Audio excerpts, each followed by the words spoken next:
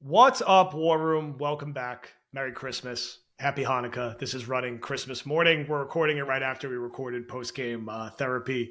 As you can tell, because I'm still wearing this Soprano shirt, which I got as a gift from coworkers a few years ago, and I love it, and I wear it all the time, It's a as you good can coworker imagine. gift. It's a great gift. You got obviously someone who knows me very well, mixing the Sopranos and the Jets. I thought for today's episode, what we're going to do is we're just going to riff. We're going to talk about our Jets fandom. We're going to talk about memories around the holidays. We're going to talk about memories and all the good, fuzzy, warm stuff that you want to hear about on the holidays. There's a couple guys who are now somehow into their 30s, spending a lot of their adult life talking about the Jets, making plans for the next few months about things we're going to do around Jets content, which is kind of crazy that, I mean, I'm 37, and shout out Jude in our Discord for saying he thought I was 44, which made me really depressed. That's and then dark. and then someone else said they thought I was 33, so that made me feel a little better. I mean, what do you, I see? I don't want to air you out here. What are you, 32, 33? I'm 33. I just turned 33 this season. Okay, all right. So now people are starting to know our ages out there. I mean, it's a little jarring because I started blogging for you. You were in college before my junior year of college. It was Yep. the training, not even training camp. It was after draft because I was doing UDFA profiles. Yep. I mean, the funny part is I turned 21, like legal drinking age, that season. Yep. So I was 20 when we started to work together. I'm now 33. That's actually the real terrifying part. There was a guy who I still interact with on Twitter, who's a good dude. This guy Jeff Capellini, who recommended you to me on Twitter. Jeff, yeah. I was looking for a writer, brought you on, Dalbin, and a guy Cole Patterson on at the same time, and you guys started with UDFA. Who I still talk to Cole because we both have the same dog breed. So that's there we go. This is how it goes. Yeah, it's crazy. Yeah.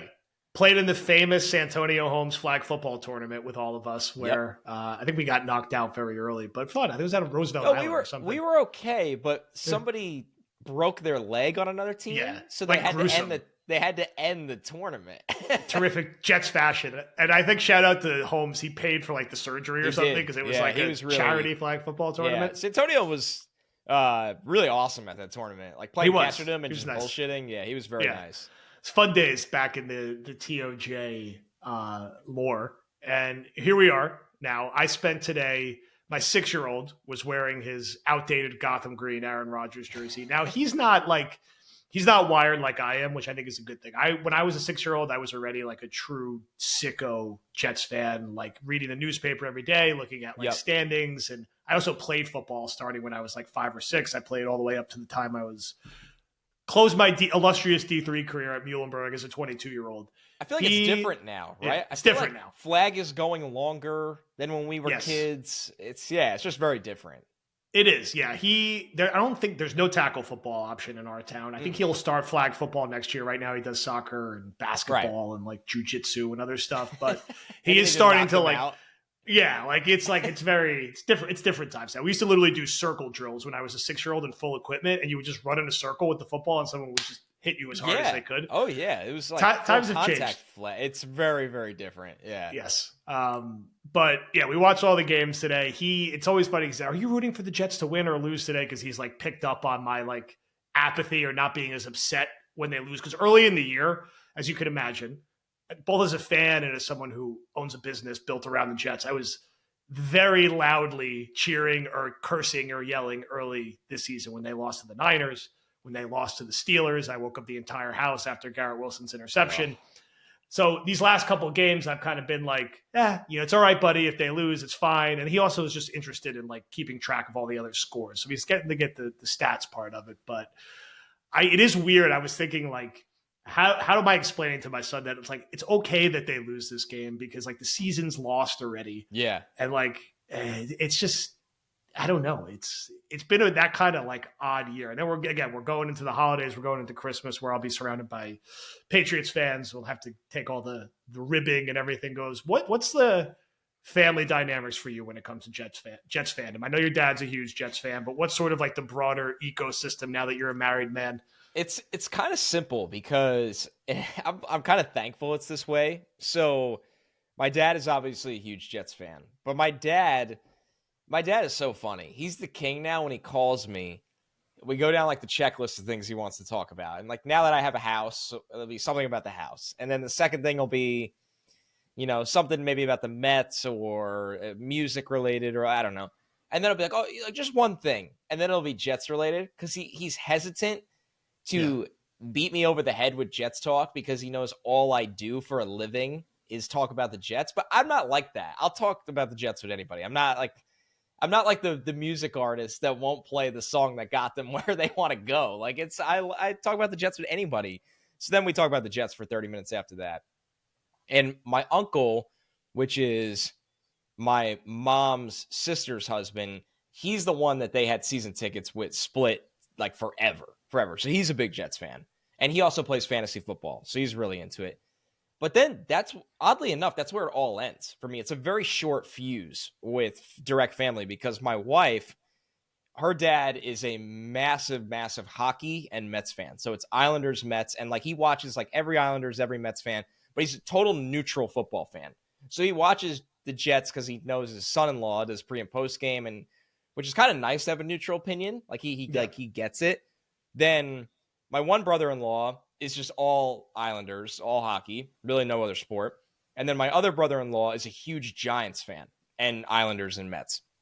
So we talk a lot and we're in a football pool and all that fun stuff. But like it's the Giants who have been terrible. So the family dynamic around the Jets is very surface level at times where it's like, oh man, Connor, like another brutal season. Like we always see you yelling on TV in a suit, blah, blah, blah. And it's like, it's funny to me, but it's weird. It's gotten so narrow. I have a lot more close friends that are Jets fans, whether it's really a lot of guys I went to college with, some guys I grew up with, but it's crazy enough. Like it's really in the family, it's narrow, which can kind of be good in a way because they are so chaotic, but it's also hard to explain to people that like me and you have done podcasts in all circumstances, holiday mornings, down the shore, whatever it may be.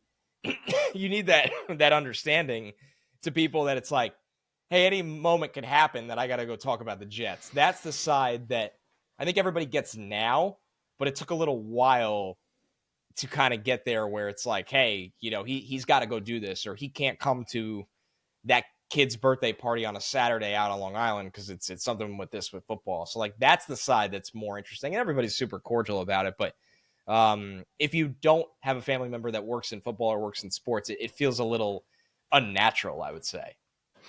Yeah, I think there's always an adjustment period for the family and friends around you where it's like, no, like I am recording a podcast. Yeah, like this is actually kind of important. I'm not. Yeah, like don't stand behind me like waving, be like, oh, just stop. Like, no, we're recording right now. Eventually, people get it. You kind of feel like a jerk sometimes when you're in family. You really do. But it is what it is. But you got to do it. The show's got to go on. I mean, in my family, my dad's a Giants fan. Was the way he's told me the story of like running down the street celebrating when they beat the Bills in the Super Bowl when he was younger. As he got older, he's not as much as a crazy fanatic as I've became. I started going to Jet games with my uncle, my grandpa way back, and my uncle who had season tickets and would take me all the time. And that's what made me a Jets fan. First game I ever went to was the Dennis Byrd game, sadly enough. But since then, pretty crazy. Yeah. And then since then I was going to games all the time with him. That's why I went to the Jets-Jaguars playoff game with. My mom is actually a huge Jets fan. And my mom's dad is the one who had the initial season tickets from Shea Stadium. My mom is as crazy as a Jets fan as you meet. I share some of the texts sometimes in our Badlands. Yeah, it's incredible. She's incredible. She listens to every episode, listens to everything, has an opinion on everything, a loud opinion on everything, which obviously has been passed down to me. She refuses to root for the Tank, and she like terrifies my kids when she's cheering for the Jets in front of them. My dad's the same way. Like, my dad will text me this time of year during a game, like real game thoughts. Like, I can't believe that. Like, it's every win matters so much. The Tank is not a thought in his head, just like how it's not a thought in your mom's head.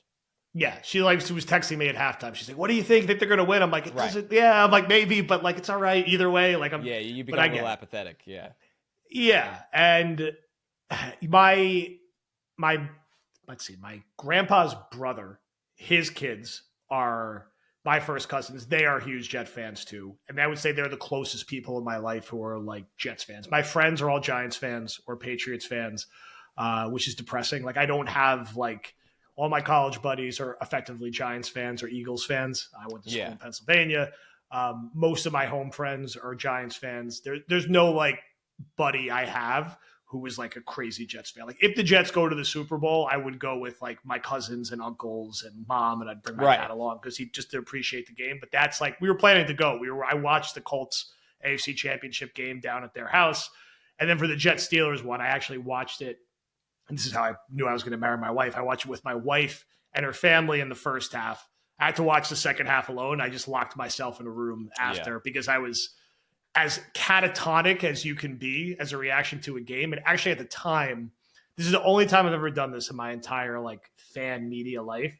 I was supposed to like write a reaction article for SB Nation New York, and I just didn't do it. I just couldn't do it. And the guy like reached out. I was like, "What are you gonna? You got to react. The Jets lost the AFC Championship game." And I was like, "No, I'm not doing it. I'm just not doing any like reaction." I was too like literally demoralized as like a human being to react to the game. Since then, I've been able to react to everything. Good lesson at the time. But everyone at this stage gets it now on both sides of the family and gets it. It's like, oh, this is still a thing 5, 10, 15 years later. And again, not to slap ourselves in the back, but we've been doing this long enough. And this happens for you more than me. Like people like, especially in the Hoboken, like New York area, like, I don't know, a handful of times a year, someone will like recognize us and be like, hey, like Badlands, or, hey, you're the guy who does the Jets podcast. And it's like, people are like, Jesus Christ, people actually like listen to your shit if they're not an actual like Jet fan in it. So those are always the nice moments when they happen. I'm sure again, you probably get a handful of those per month, I would imagine at this point, but I always find when those things happen, one, they're good if you're around like friends or family, because of course, who wouldn't appreciate that? But two, I always love when that happens because then I want to just like talk Jets and say, thank you for shouting it out or listening to our stuff. So how have you adapted to that? Obviously, you know, NBC now, SNY, it's beyond sort of even the greater Badlands universe now. Well, it's nice how excited people are. I think that's a really good feeling. It happened a lot more my last couple of years in Hoboken, like you said, because Hoboken's a tight town. There's a lot of Jet fans. There's a lot of football fans. And there's still family businesses everywhere. So there's places I would pop into all the time, whether I was grabbing food, you know, coffee, out with my wife having a beer.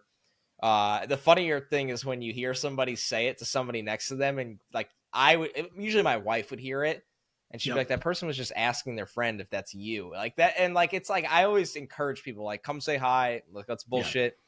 Yeah. It's really nice how excited people get. Definitely more in New York City than ever.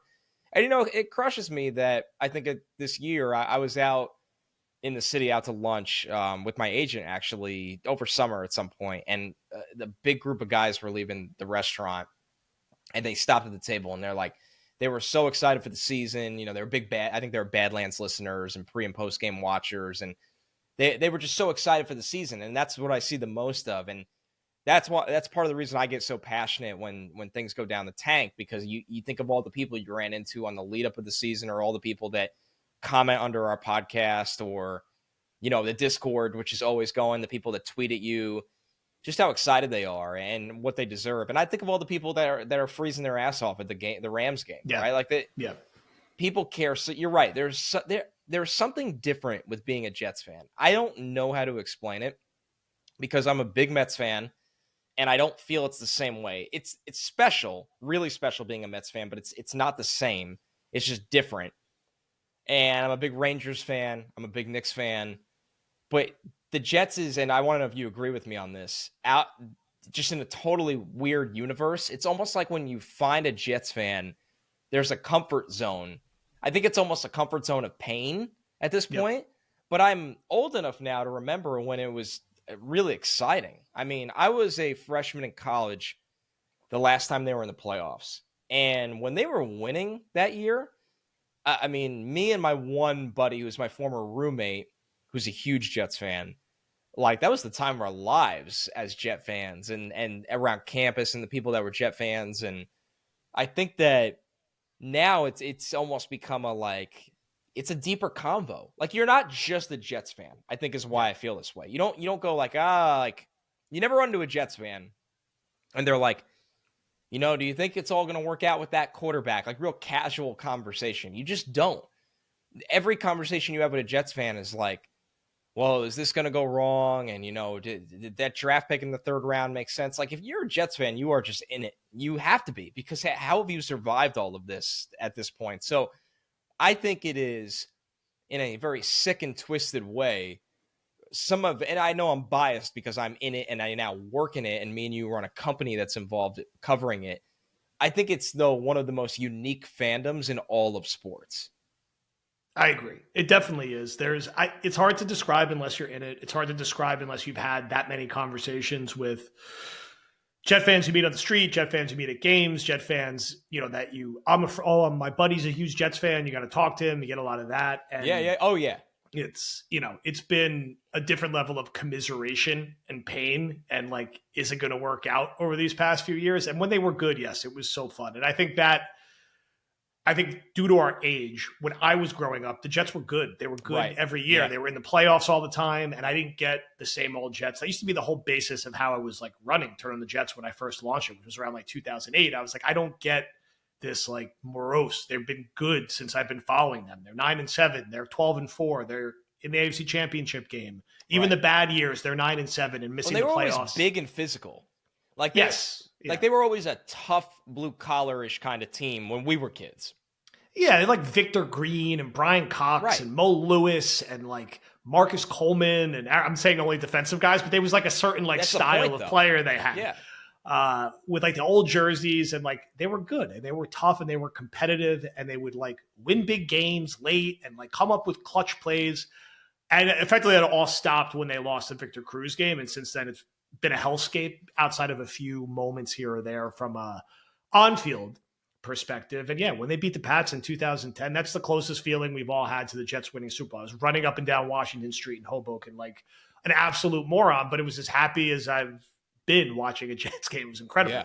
Thought they were definitely going to the Super Bowl. And of course if they just would have got Sanchez the ball back, we don't have to go down that road. But this past year in particular is, you feel that empathy because we're Jet fans too. We were just as excited over these past years. I was in the building when Rodgers got hurt. I've told the story a few times, and I still, even just watching his documentary 2 nights ago, I watched episode 1, and it's like, this sounds stupid, and it's like I didn't want to relive the injury. I don't want to see it again. And it's not even about Rodgers. It's just about what that building was like with the lights and how excited everyone was, and to just have it disappear immediately. And everyone in that building knew right away. And that's kind of a sadness that everyone, just like I say, everyone knows when a Jets game over. Everyone knows when a season's over and an era and a move is over. And everyone saw, I feel like, whether they want to admit it or not, saw what the next 2 years were going to be like when he got hurt. And to be in the building and feel that was only other Jet fan would get that and be able to relate to it. So that's a bummer. I don't want us to get us bummed out on Christmas, but there's been, when they were good, they would have these games around this time of the year that were fun and exciting. We were talking about it before we got on air when they beat the Dolphins on Christmas in 2006 to effectively clinch a playoff spot, the Mangini Pennington year on a Leon Washington screen pass. And even the years that they weren't playing directly on Christmas, the late season games around this time of the year to get into the playoffs, beating the Bengals to close down Giants Stadium and clinch with Rex, and he's running around high-fiving everyone. 2010, being good enough to just like relax the last game of the year. They didn't even need it. They were already in the playoffs. And imagine that now as a Jets fan. It just seems so foreign. A similar thing in 2004. They were out far enough ahead of it where they were already in the playoffs before the last game of the season hit. 2002, getting in on the last game of the year with the crazy beating the Packers with Favre. These things used to be a lot more common. The only season that's kind of been close to that was 2015, when they actually lost on New Year's Eve to the Bills. And they beat the Pats like 8 days before, and it looked like they were going to make the playoffs. So these are the things that we're hopefully getting back towards looking forward to, where it's December, it's around the end of the year, it's around the holidays, and you're playing for a playoff spot. We're just itching to do a wild card morning podcast. That's all I want to do. I don't care if they're a 7 seed and they're 8 and 9, to do a wild card morning Badlands podcast and instead of having to do the normal thing we do, which we will keep doing and do more and more because we're good at it and people like it and we like doing it. That's what I wanted. We've literally never had a chance to do it. Since we started working together, which has now been about 14 years, we've never had the chance to talk about a playoff team or a playoff game, which is insane.